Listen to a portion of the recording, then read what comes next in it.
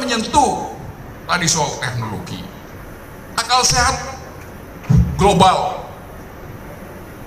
Kalau kita gagal untuk berargumen, maka akan datang dalil-dalil baru. Misalnya, tidak perlu argumentasi, yang penting NKRI hidup aman tentram, NKRI harga mati.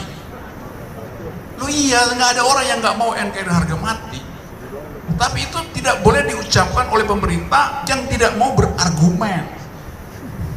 Kalau saya tanya misalnya, oke, kita argumentasi NKRI harga mati. Per hari ini harganya berapa, matinya kapan itu?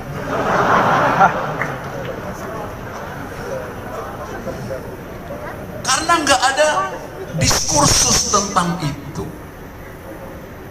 Kalau kita bayangkan misalnya eskalasi politik di Laut Cina Selatan dari perang dagang antara Cina dan Amerika tumbuh menjadi eskalasi perang terbuka. Untung Cina sehari lalu bilang, oke, kami turunkan tuntutan proteksi impor. Jadi Amerika agak mundur. 2 minggu lalu kapal perang Amerika diusir sama kapal perang Cina. Kalau misalnya eskalasi itu berlangsung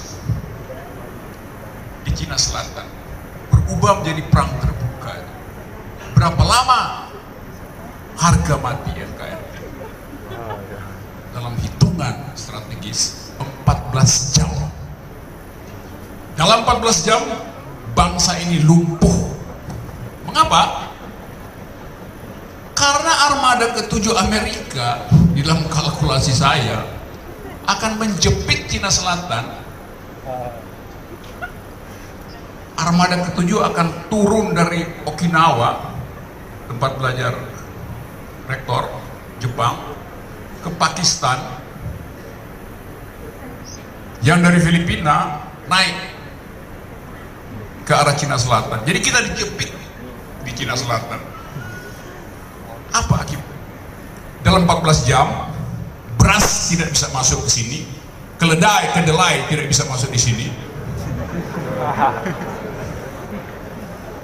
gula nggak bisa masuk, garam nggak bisa masuk, antibiotik nggak bisa masuk, BBM nggak bisa masuk.